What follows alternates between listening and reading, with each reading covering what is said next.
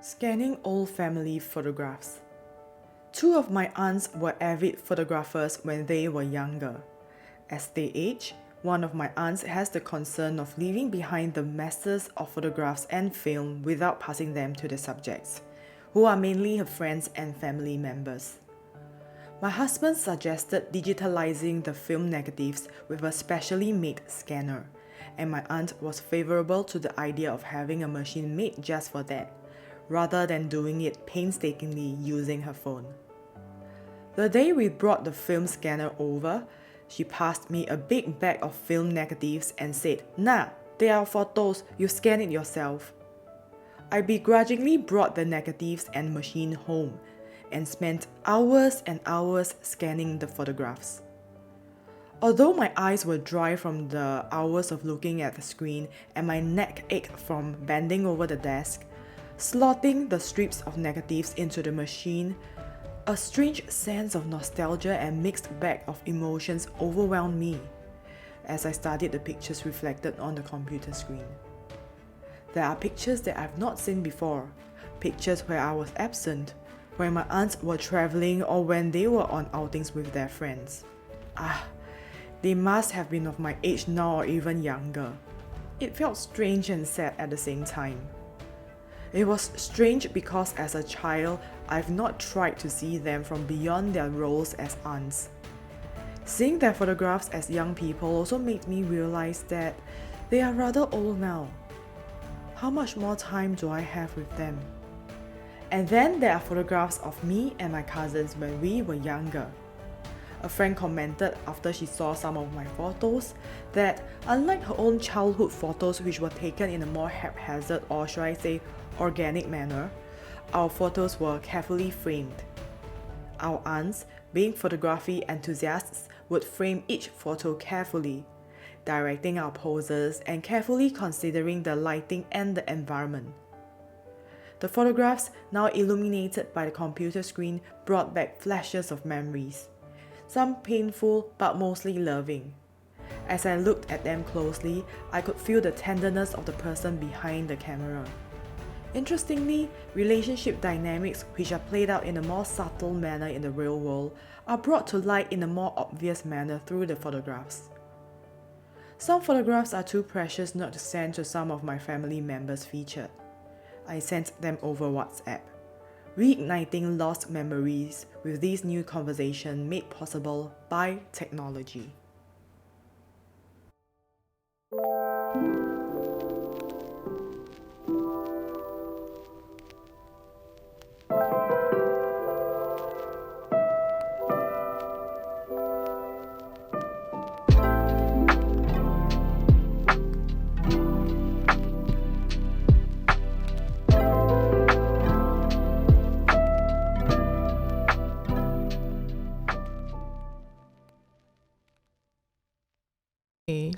And we're rolling! Welcome to Someplace Warm. Yes, today Clara and I will be talking about millennials and their relationships with families and parents. Yes. Who are we is intrinsically linked to our family, and our perception and values are shaped by them. How does the value of filial piety and the dominant narrative of the importance of family affect us as millennials? And last but not least, among family members, do we have unrealistic expectations for them and by them as well? So I guess today's episode will really deep dive into a very, important at the same time touchy topic that is very close to our heart. It can be lighthearted as well, but Eric set the stage to be very serious. But we can also sing. It can be very lighthearted also. We are family. Okay, come. So, first question. There are special family habits and culture, right? And behaviors or like just daily life to life. Yes, I want to talk about the most common, perception that is passed down by our family member or our generation above us is our money beliefs. Right, yes. It's very different from, because different generations have different struggles, I think, and our parents probably come from most of our parents probably come from, you know, the whole transition from kampong um to more more prosperous urbanized I'm gonna life. slap you if you use the term third world to first. Wow, then I will slap you. Okay, never Fishing mind. village to No, please. Okay, come. So money beliefs from our parents' generation is very different from us now lah. They have this notion that, oh, as long as you work hard, you scream and save, you know, you will accumulate enough for, I guess, retirement, and retirement is very important. This kind of very common things, and or maybe don't spend so much on this because it's useless, and money is very hard to come by. Money don't grow on trees, etc. So I guess for me personally, money beliefs are usually passed down at a very young age by our parents lah. Should be frugal. We should be frugal. These are positive traits, yes, right? But can be limiting as well, because we are no longer living in our parents' time. Correct. In fact, if we have to use our parents' yardstick or benchmark to measure certain successes, we might be in for a surprise. That's why a lot of people at our age is very disillusioned. That's right. By the whole grand story of, as long as you work hard, you can live a good life, great life, or you continue working, giving your life to the company. You know, they will give you this, that, because that's the pension. Yeah. So system. our parents, because of Singapore's very unique stages of development as well, they grow up post-war. They are what you call the boomers, who stand a dears, yes, there's good AM, flower, yeah. Right? So but they grew up in a very different environment as us in the post-war Singapore era, whereby at that point education attainment was not that high, but I think they make their wealth, a lot of them, by doing businesses, right? Some of them, if they are slightly more educated, and if I say slightly more educated, meaning that some of them, if they attain O-level, secondary for cert, or even going to a poly, is a big deal for them, which is why I think they also wanted to push us, our generation. I'm not sure about your family, but for me, my generation, in my family, we are the first, what we call the first generation degree holders in our family. Get out of the poverty. Yeah, I mean, some of my aunts or uncles, they have a uni degree, but it's they obtain the degree part-time after some work. But our generation, people who went to the national universities, we are the first generation, because I think my family belongs to a more middle income. For some of us, I would say that my own nuclear family, we are lower income last time. Yeah, so that was a different way of, and because of this context, they have a specific way of child rearing, of bringing us up, right? However, when they are using their own this kind of life world or perceptions to bring us up, we as millennials, we were and we are growing up and living in a very different world from when they were young. So speaking of a different world, do you think that how your parents raised you up really shape your perception as an adult? In many ways, yes. So I would like to just clarify that I think my narrative will be quite different from some of you, because I grew up in a single parent family. My dad moved out when I was 15 years old, but they were never close together. So my mom single-handedly, together with my aunts and my extended maternal family, they play a huge role in child rearing, and I do see quite a lot of my traits being passed down from my mom to me. I mean, outwardly, I look like, unfortunately, like my father's side, because why is it unfortunate? The you look bigger like size, okay, and then when my mom see my face, she will like get reminded of her ex-husband, which is, then sometimes she will like, can you don't do this? I'm like, I have not seen him for so long. I don't know that my tiny quirks are like him. Oh wow! Yeah, it's very interesting, right? Stop conflating me with him, right? But I think as I grow older, there are many. My mother is very big on values, education, like more than the state. So to her, right, she wants to raise a child that is honest and blah blah blah.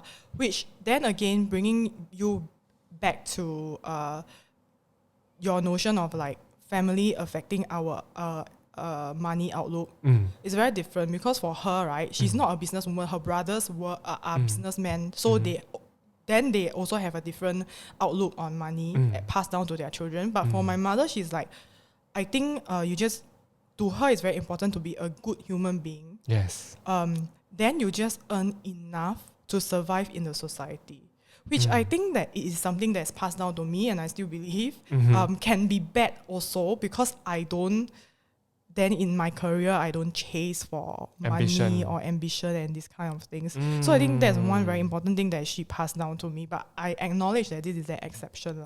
No good, no bad, right? Yeah, it's just how I am.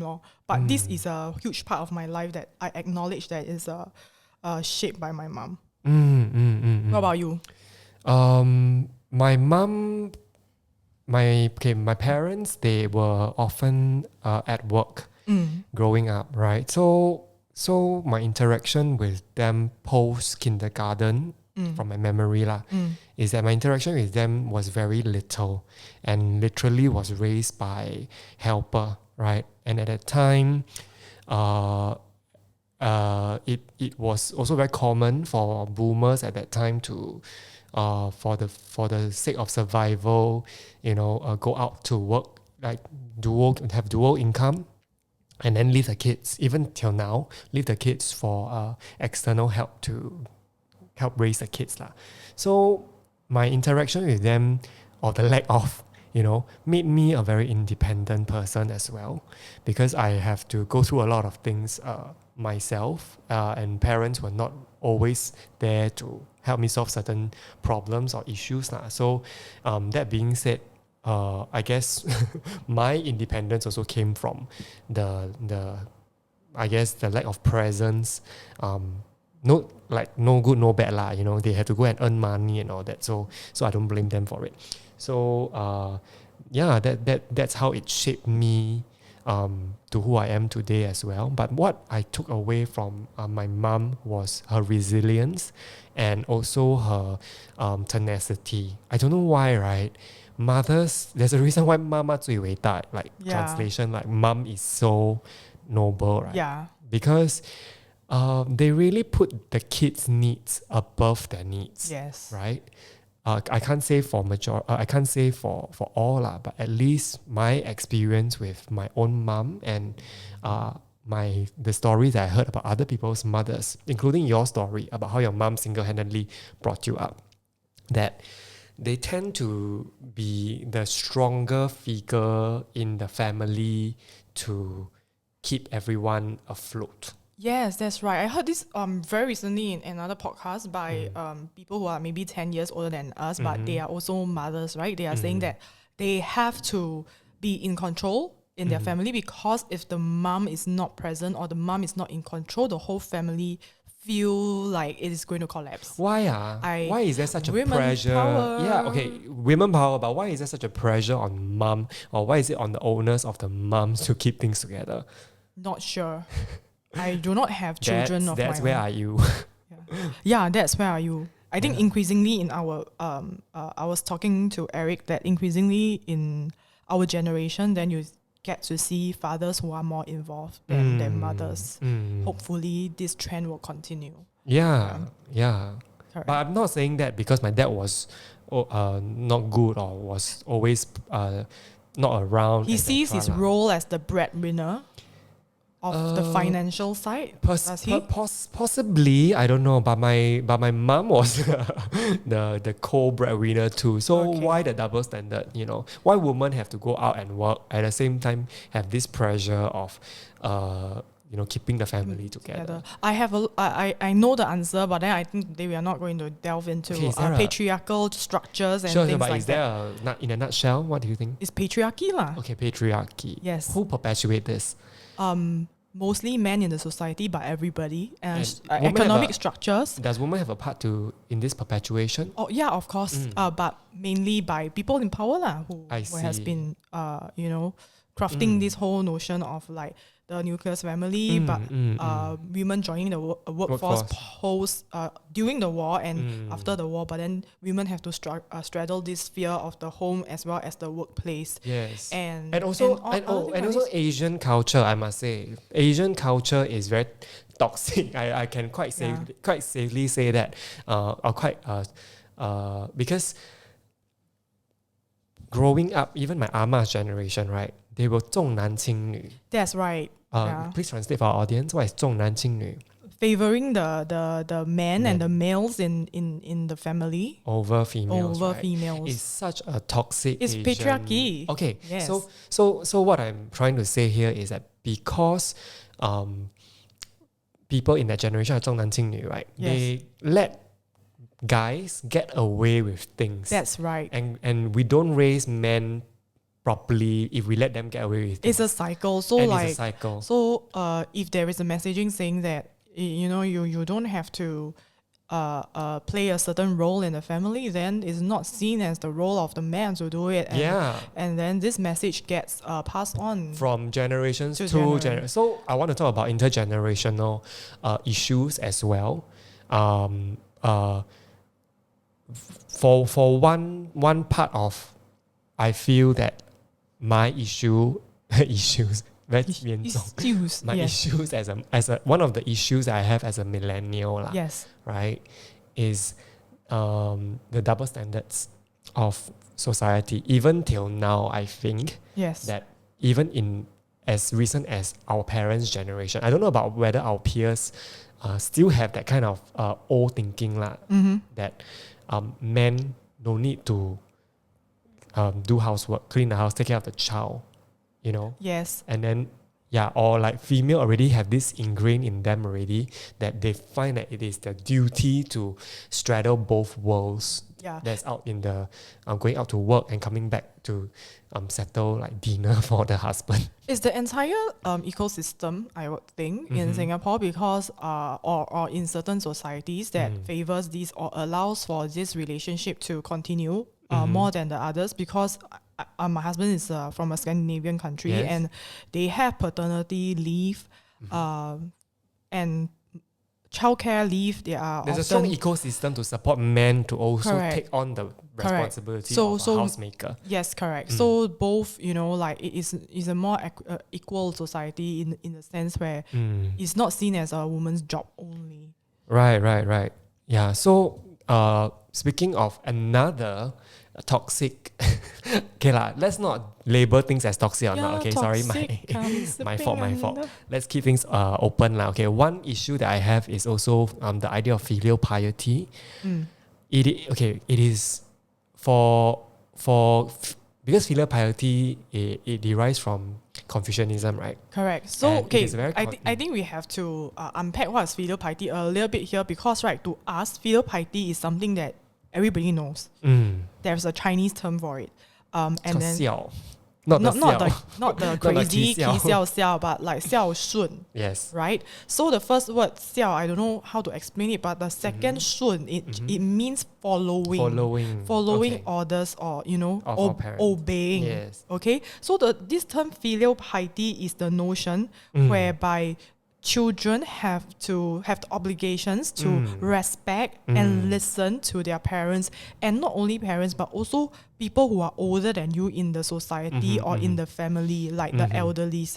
I felt that I had to like just explain this a little bit in case for some people who are not familiar with the context. In one of the sociology undergrad class that I was sitting in, I realized that two Americans, like the prof was talking about filial piety and the Singaporean students were happily discussing about it, and then after 10 minutes they're like, excuse me, what is filial piety? What do you suddenly have a weird UK accent? Oh yeah, sorry, wrong accent, sorry. How do I do the American Valley Girl accent?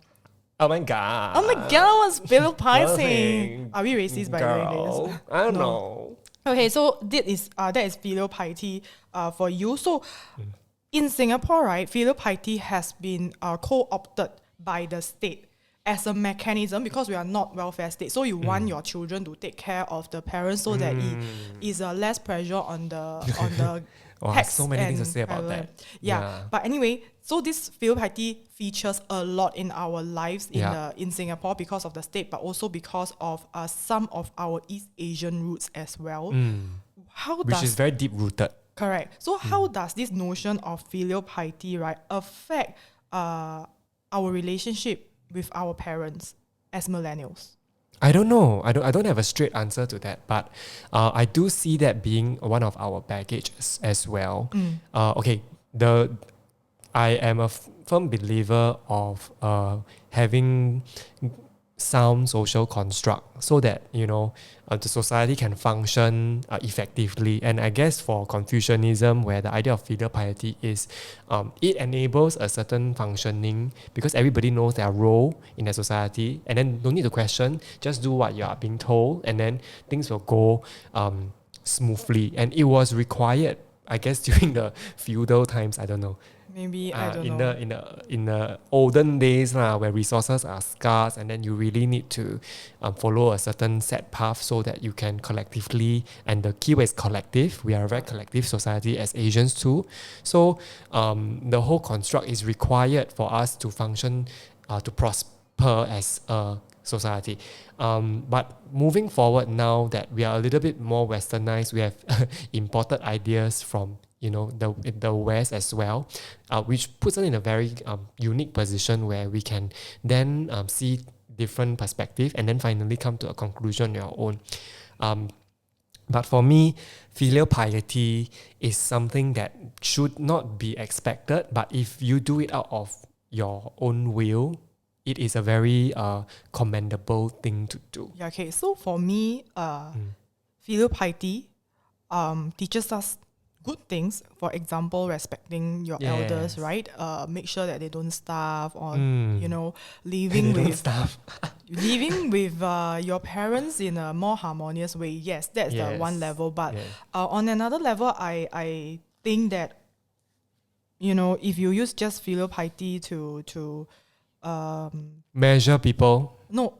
To measure people in the society, but this measuring of people in the society based on whether you are filial or not is an outcome of the whole social and economic structure, whereby there's no support for elderly's independent living. Because if you look at the case studies overseas, then you can see that they have no concept of filial piety, but also elderlies, there's this notion of aging in place and active aging there, whereby resources are given to the elderly to prepare them to age gracefully. Not depending on their offspring. Like if they die, it's not on the owners of the offspring to give money for your funeral because they already have pension or whatever.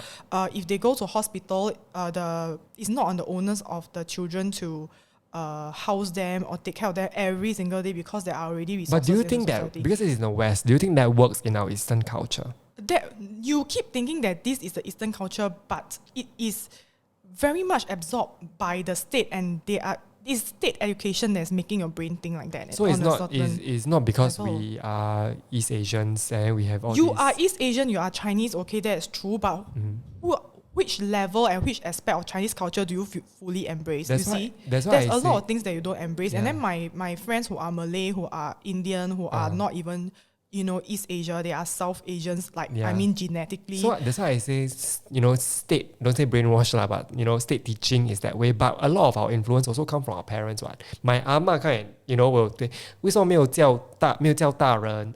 In translation is, how come you come into the house, you never address your elder? Correct. It's very rude.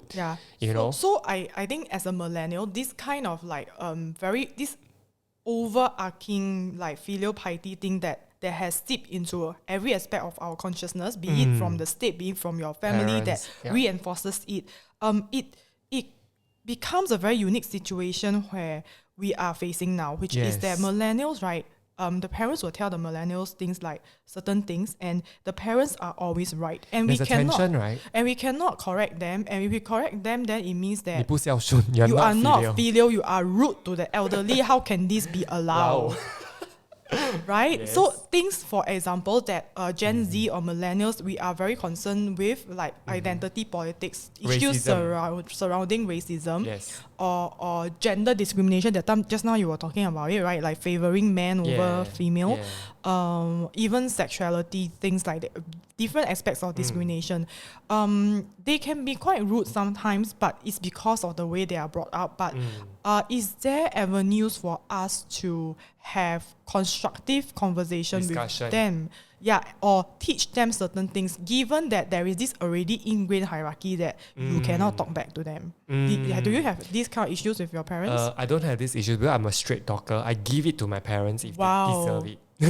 And I'm glad that I have that. I'm glad that I have that, not say privilege lah.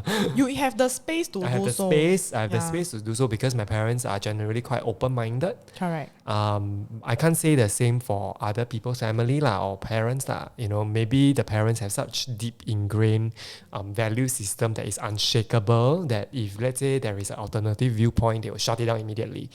It happens, right? But I guess you have to find the right time and catch whoever that you want to the views that you want to challenge at the right time, in the right mood, so that they are receptive to new ideas. For me, I have one experience that I had with my mom about, I can't remember what was the issue, but basically I was telling her about something and she immediately got very defensive, in which I was very not embarrassed to call her out. I was just like, okay, mom, look, this is not the issue. That I'm not saying you. I remember that the issue was I was discussing with her over brunch how a lot of kids these days or adults these days feel like a lot of issues came from their childhood, and their parents have a lot of responsibility for how we turn out as adults. Yes. So there is a lot of resentment towards how parents brought us up, etc., and how certain intergenerational trauma or childhood trauma values that was passed down to us that makes our life so difficult now. So I was just sharing it as a situation, right? Like as an observation, and immediately my mom got defensive because maybe she thought that I was talking about how bad she was as a mom, right? That was not my intention. My intention was just tell her that these things exist, and parents need to take a good look at how their actions can affect their children, right? Moving forward. And she got defensive and say, "Wow, where last time?"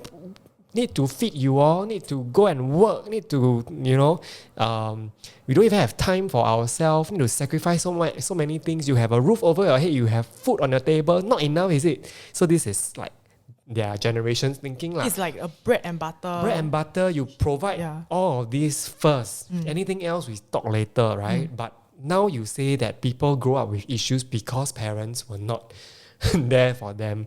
To her it's just a very unfair thing to have. So she got defensive. I tell her, no, mom, I'm not saying this to make you angry or what.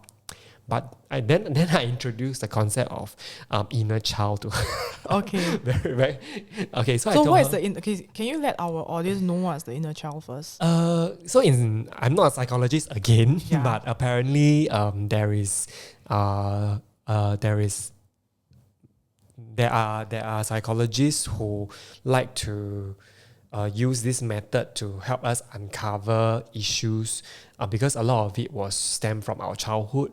So the inner child is basically just who our I guess identity from back then. I don't know. So there are various unfulfilled things or various needs that you didn't get as a child, that you need it now. Yeah, so I was sharing this concept to her, which I think she's like, Simi, LJ, you talking about, right? But she was suddenly, she was receptive.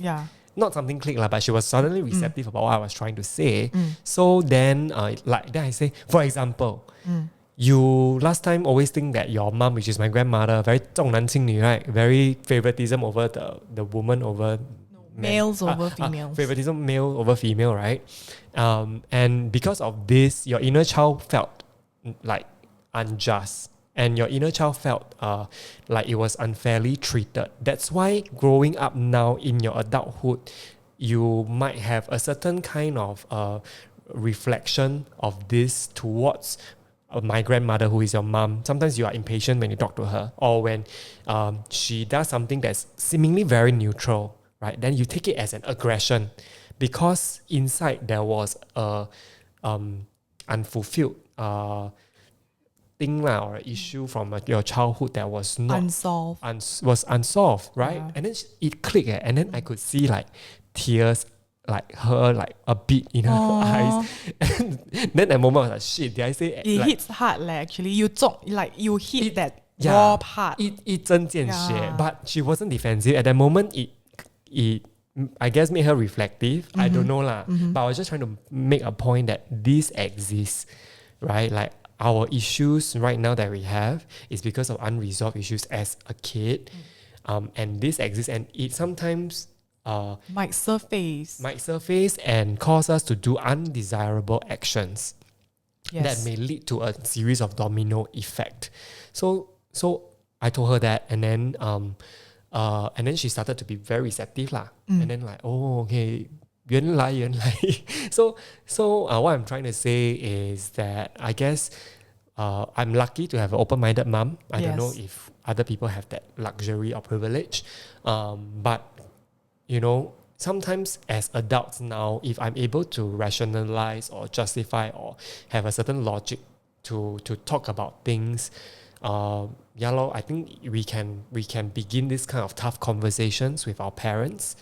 But if I don't know, I don't have any advice for people with parents who are very not receptive.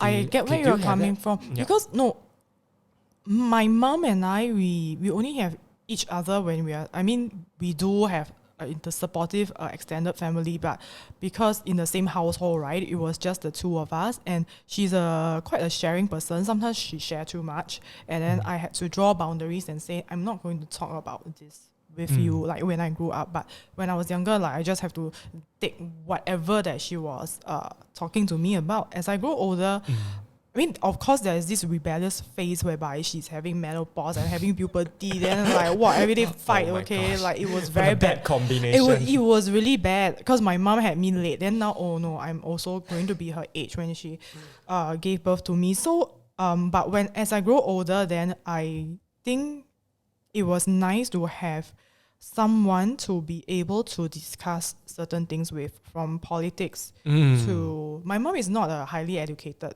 person, but she do read like newspaper and things like that. From politics to life to certain things. So I think it is very important to communicate.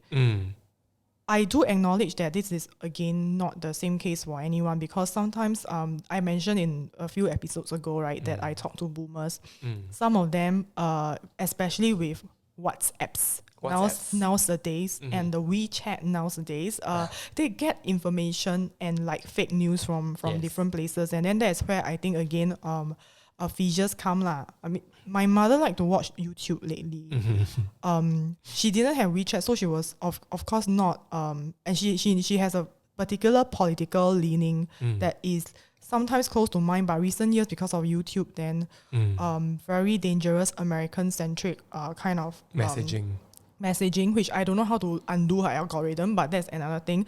I can talk to her about all this, racism and stuff like that. But for many years, right, I think I also need to know how to maneuver the conversation. And I know that there are certain things that our parents and their thinking and their upbringing and their entire context, they are not able to change their thinking in. For the longest time, it was the LGBT stuff. Recently, I have a family member who I think she knew that he's gay lah, but who's gay?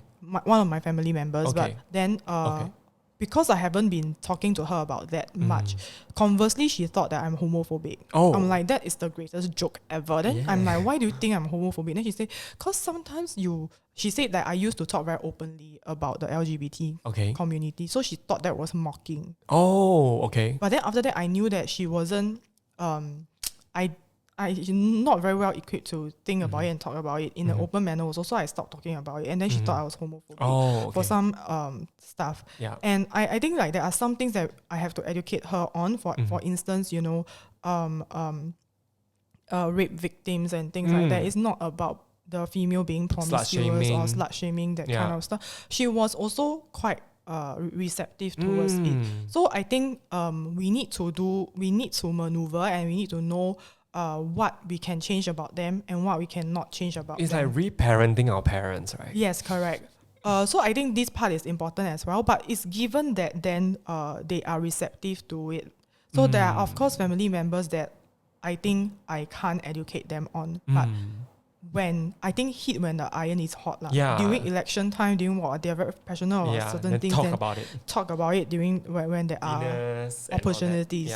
So that was my way of dealing with this millennial versus boomer gap. As much as we expect our boomer parents to be receptive of new ideas, we ourselves, I feel, as millennials, should also have the patience to understand why our parents sometimes don't get it. Yeah. Right? Because obviously they come from a different era and different within the last 20 years, so many things have changed. Yes. Right? For them to survive from kampong days to now Facebook, it's a huge learning curve for them. Correct. Right? Correct. So I guess we have to be very understanding sometimes when they are anxious or when they are manzang or impatient about certain things. We got to give them the space as well, because parents, when we were kids, they give us so much patience for us to throw a tantrum and all that, although maybe their means can be like 你不要哭啊，你哭我打你. Yeah. Similar so lah, in Asia, I mean, spanking your child is permitted and things like that. But I think also, so on the other hand, I mean, we have established that we need to acknowledge and embrace the fact that they have different life perspective. Yes. Because of the different context. Yes. So the expectations for them we also need to calibrate a little bit lah. Yeah. But on the other hand, there are really things that we don't agree with them. That I think we have to draw the line and tell them that they are wrong. Yes. Yeah. So it can be difficult as well. And I feel like it's the delivery in telling them they are wrong that is actually what matters. Yeah. It can be, you are wrong right? You shouldn't have thought of that and shouldn't have said that, blah, blah, blah. And obviously people get defensive, right? Because you are challenging their entire 50 years worth of worldview. Suddenly you tell me I'm wrong. No, I'm going to tell you why I'm right, right? But if let's say your delivery of it comes from a perspective of let's have a discussion. Are you cool with it first? Your whole discussion with your mom on your political inclination, etc. Then it's really like between the relationship, one person have to create a space to facilitate that. Yeah. And that is why I feel that this podcast is actually very good for our listeners as well as the two of us, because I think having a conversation is a skill. Yeah. So in Chinese we call it 聊天, and 聊天 you need a technique and you need a skill to do that. And I think that in the context of Singapore, not many of us, we are accustomed or we are equipped with the skill to have chats or conversation. I mean, a chat, it sounds very simple, but actually there are techniques and you need to have the vocabulary for yourself, and you need to equip your parents with the vocabulary to talk about certain things. So I would also like to bring in this other, conversely, right, this other perspective that, I mean, in terms of all this, there are some things that I can talk very openly with my mom, for example, and you with your mother, but there are also certain things that I know that I shouldn't bring up and I'm not comfortable bringing up. And that has to do with the childhood trauma type. As much as I know that I grew up okay, ultimately, but there are some stuff that, for example, my bodily insecurity, I realized that a lot of it stems from the comments that my mom gave me when I was younger. But so now she also will continue to give that conversation, but I'm able to calibrate it now that I'm grown up. But also that was another addition to my of input of negative body shaming, Beliefs. fat shaming, and things like that. To her, it is so that I can be aware of my shortcomings. But I think they also don't know how to do it. There is no such thing as body positivity in their era. Okay, And parents, they don't have a manual. they just know that if there is a shortcoming, my child should be aware, for my mom of her shortcoming. So for the longest time, my mom did not praise me. Is it an Asian thing also? My mother never praised me. That's why we have tiger moms, right? Maybe. And on the other hand, I also do not expect our parents, and I don't think it's healthy for you to just praise your child nonetheless, because then become self-entitled people who don't know like their shortcomings. But growing up, I don't receive words of affirmation from my mother. I don't know about you. Until recently, I realized something changed. So the first time I heard her praising me was on the morning of my wedding. First time, My wedding was the makeup artist came, and the makeup artist was very shocked because usually in the morning when you make up, there will be a lot of bridesmaids. There will be many people in the house. There was just me and my mom because I wanted the free fast free wedding, chill wedding. So I opened the door like myself, and then the makeup artist was like shocked. And then after she make up, right, then I went to change myself, and then my mom had her makeup, and then I heard from the room that my mom was telling the makeup artist, like innocent passerby, like first time she met her, like that I'm a very independent person, because whatever. Then I was like, hey, that is first time I hear my mom saying things about me. That's positive.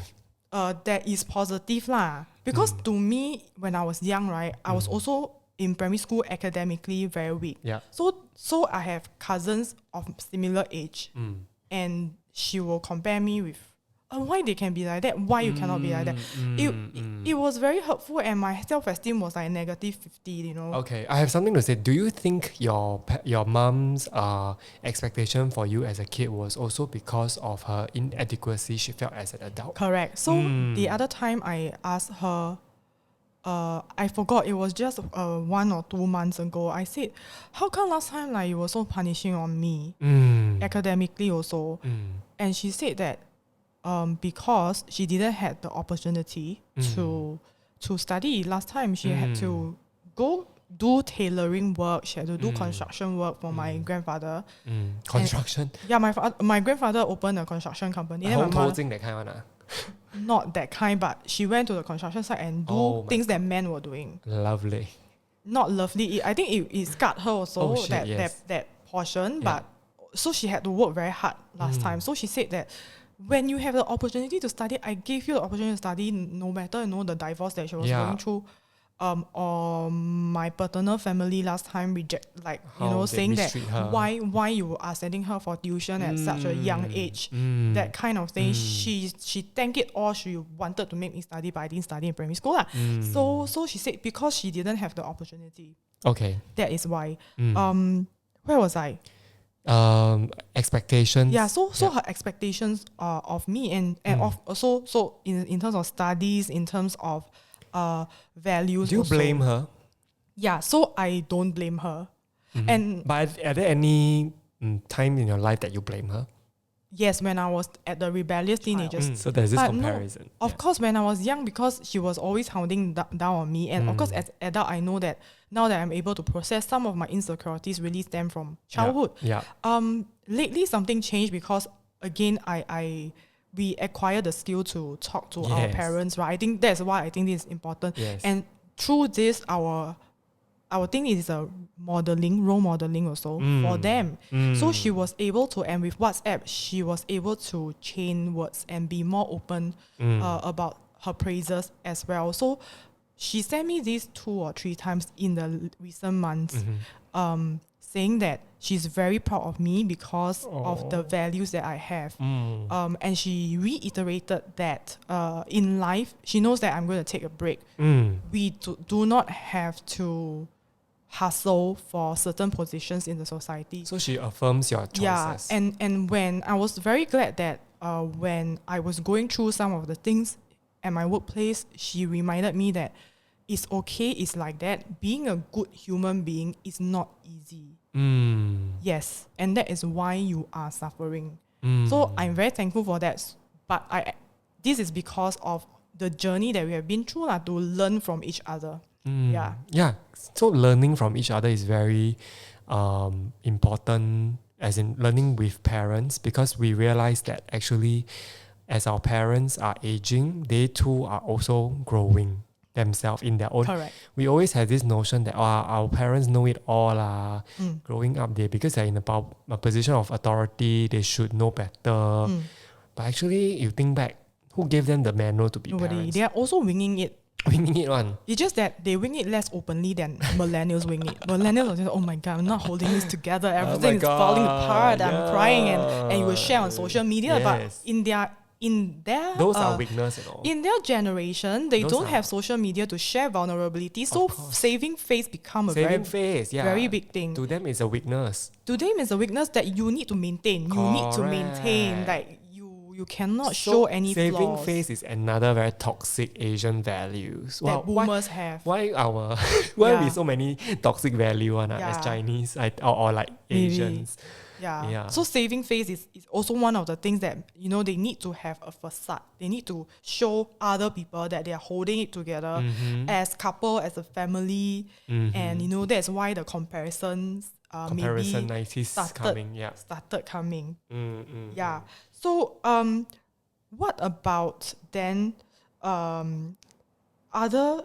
Because our parents, we have mentioned that our moms especially, they are quite receptive, right? Yeah. I also know that there are people around me that they are suffering. They're unable to communicate with their parents because of deep-seated tensions. Yes, I got something to share also on that issue.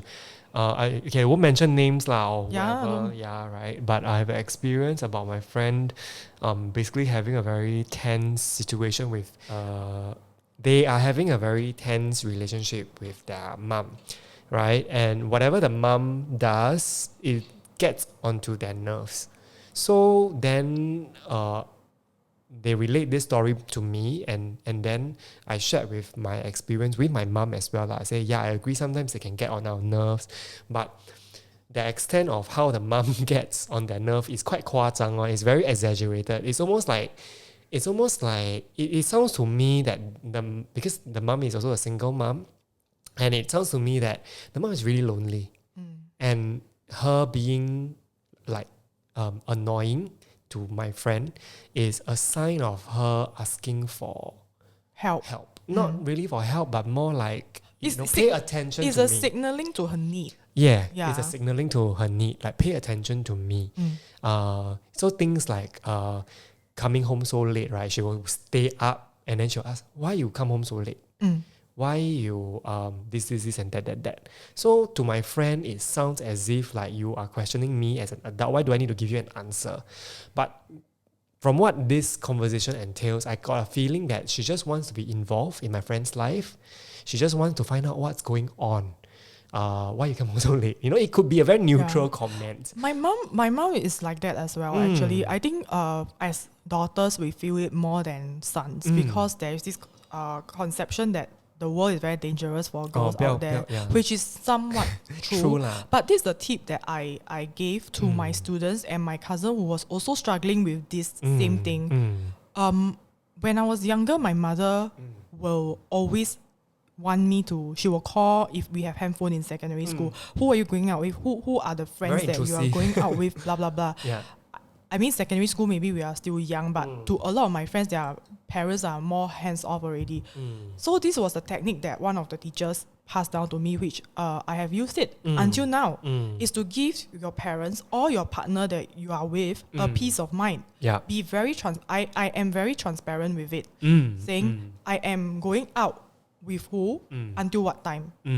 And then as time passes, you realize that my mother trusts me a lot. And some of my closest friends, she also knows. She knows who is Eric. She knows who is like, even when before she met you, I'll say, oh, I'm going out with Eric and he's from where. So she felt that she's involved in my life, and she knows that if I know that person, if I hear stories of that person, right, oh, okay, what kind of person is she, what kind of people is she hanging out with, she feels secure. So maybe a lot of times that she might be projecting, or our parents might be projecting their insecurities on you, and you have to help them feel secure. It's the same with I was also talking to my other friend of your spouse or partner as well. Continue your this thing. Yes. So to her, to them, okay lah, I'll just say it's a female friend, right? To her, it is the mom is just being annoying and giving me negative vibes. I don't want to deal with her after a long day at work. I just want my own space. I'm such an adult already. Can you stop, like, being at the back of my head, breathing down my neck?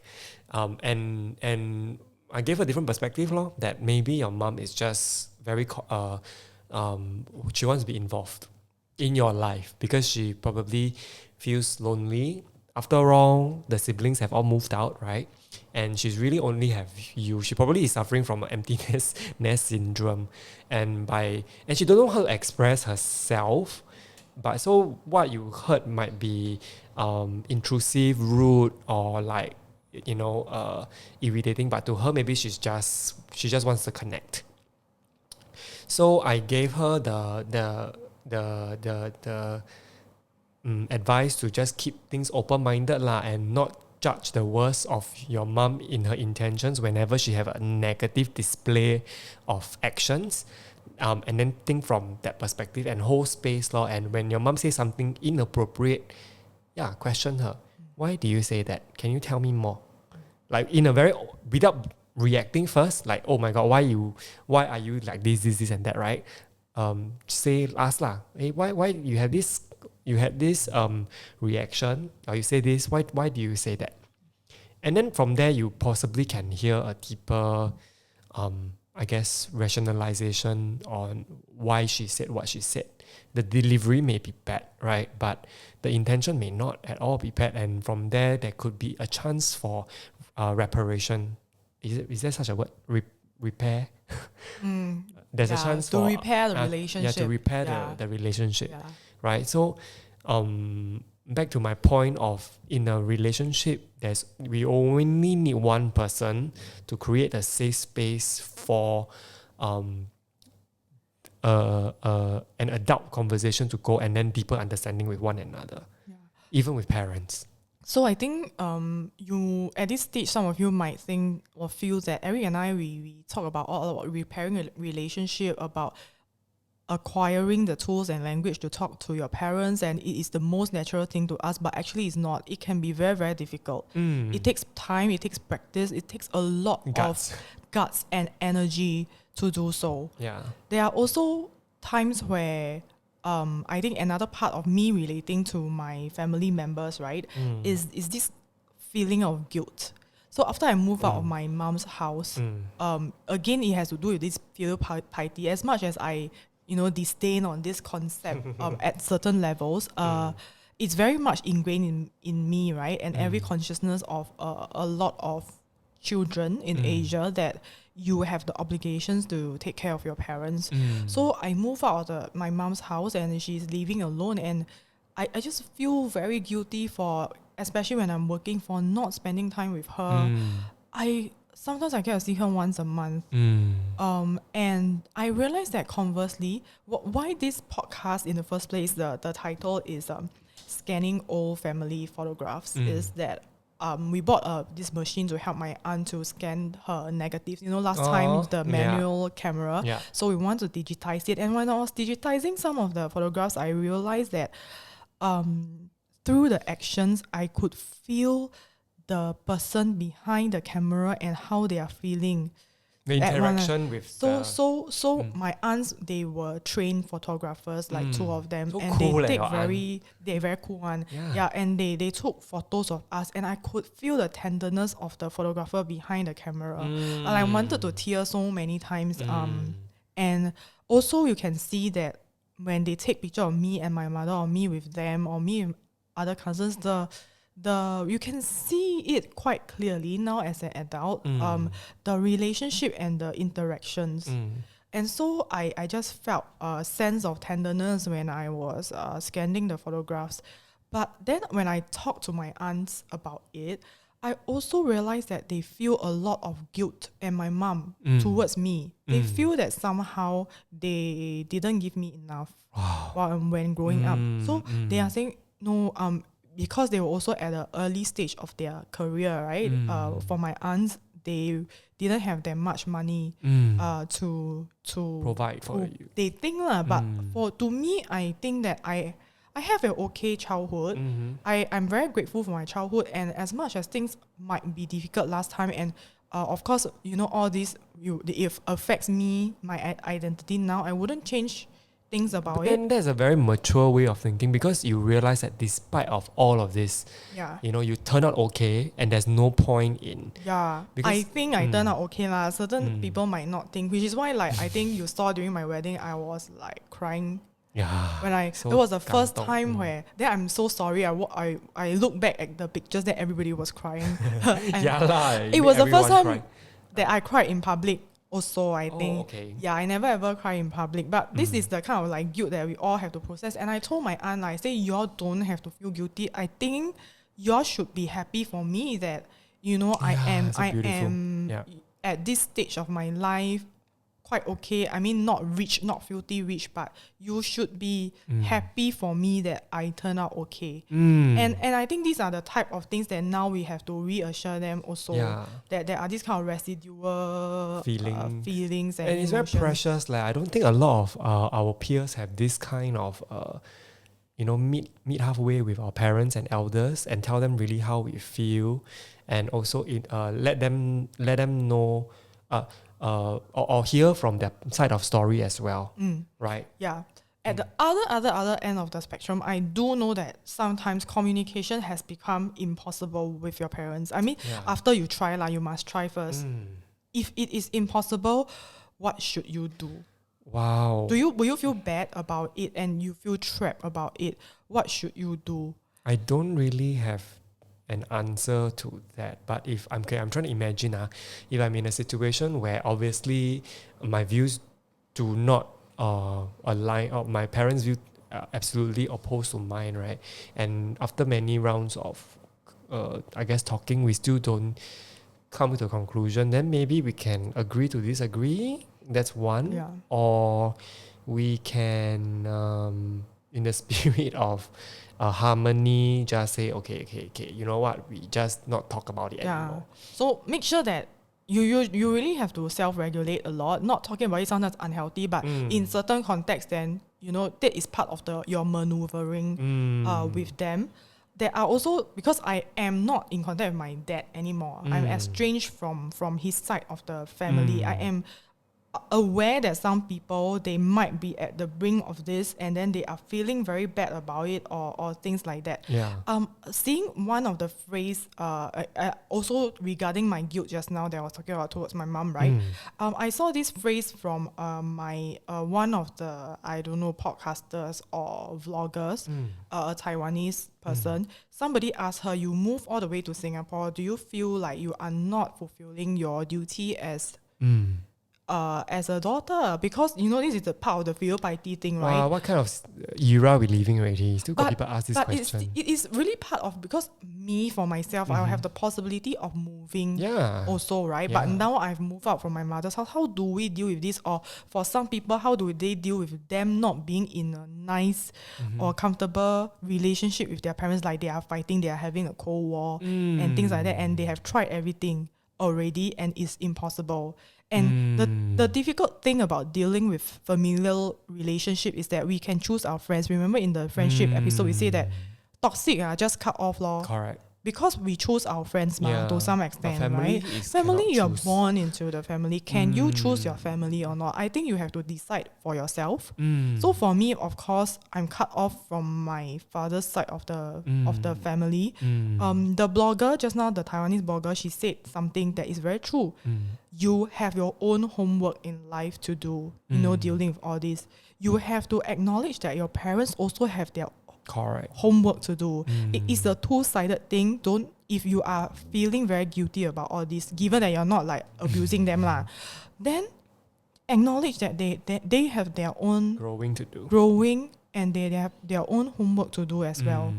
I hope that this piece of advice will give you some solace and comfort in the way that it gives me also lah. Yeah. It has given me also. Yeah. So that is the part where maybe we can leave you with in this week's episode. Food for thought. Of course, Eric and I, in many episodes and many live topics, our perspectives converge on a certain level, and that's why many of you say that we have good chemistry. Good chemistry. I mean, it's 17 years, guys and girls. It's not a joke lah. 17 years. But we also hope that there are tiny nuggets here and there that diverge from our own life world that we try to bring in. We will listen to you more, and we will also try and bring in more into the podcast if possible. Yeah, and we are very happy to connect with you on our socials. If you disagree with you can just DM us, or you can put in as a comment, or if you are too shy, you can just DM us. Because there's only so many perspectives we can have just talking to one another on this platform, right? But if let's say we have you joining the discussion as well, it will be very fun. It will be very enriching as well. Maybe if you're going through something similar or different than us, that's worth discussing on our socials, then maybe somebody else can benefit from that as well. That's right. And as much as we try and discuss about how we approach things in life, we are not life coaches. We are not here to teach you how to live your life. We really here as conversations as friends. But like I say, two of us, we do share quite similar perspectives in life sometimes, and it would be good to hear from some of you. So just DM us. Slide into our DMs. Okay. That let me say that sexily. Slide into my DMs. Do we have sound effect? What is this? Oh, sorry, wrong sound effect. It's meant to be sexy sound effect. Okay, so I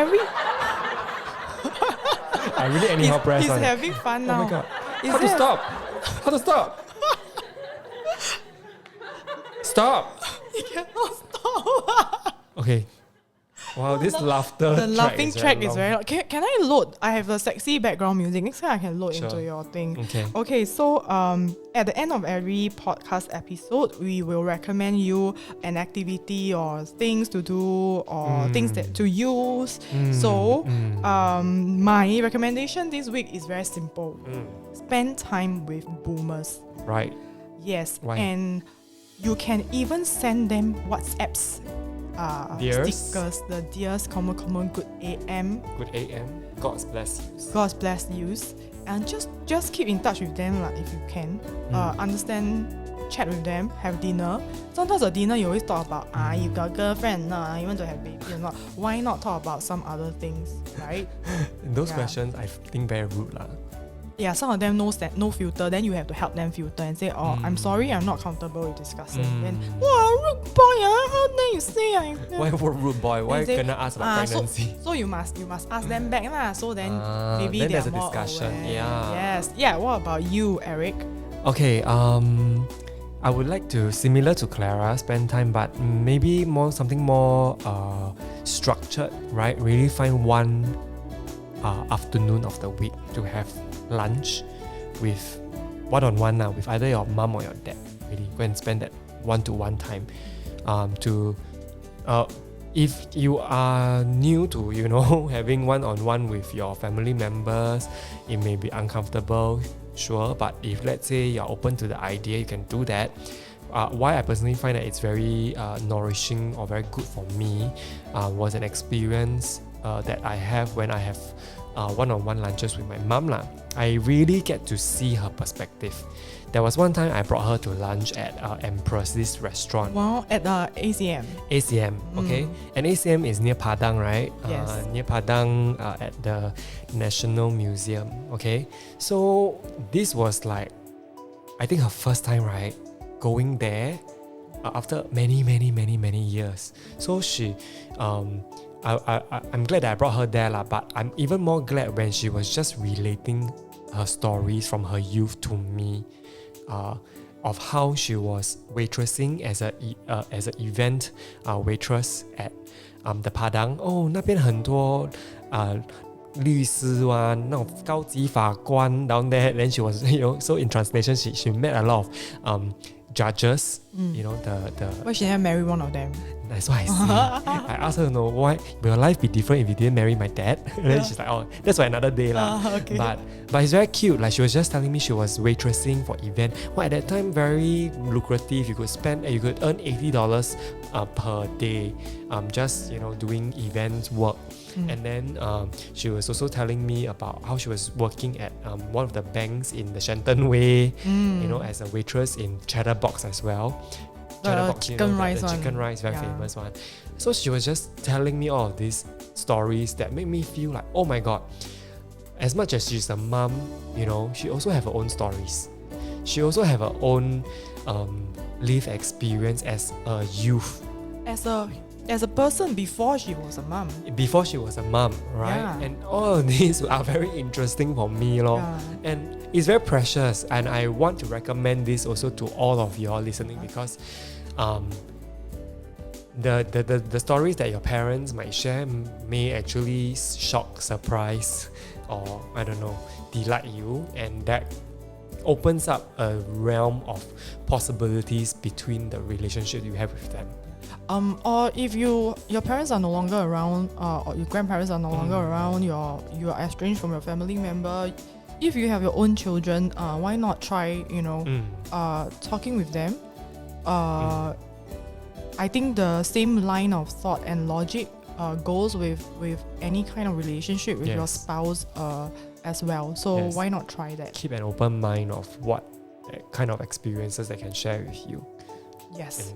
Yep. So today, I think we have quite a lot. It is to some extent some vulnerable sharing from us, but also, as much as we would like to laugh at boomers, there are skills and techniques and to communicate with them as well. Yeah. And this path might not be as smooth sailing as we are presenting it on this podcast. It can be very painful. Turbulent, and it is really something that you have to navigate and go through it yourself. And so that when you become parents, then I think we are more well equipped to with more techniques, to be able to prevent certain things from happening to or passing down the trauma to your kids. And then next time our kids will blame us. Yeah. So every generation has its kind of like flaws and pros and cons. So that's all for today. Take care and see you in the next episode. Thanks for listening. Goodbye. Bye.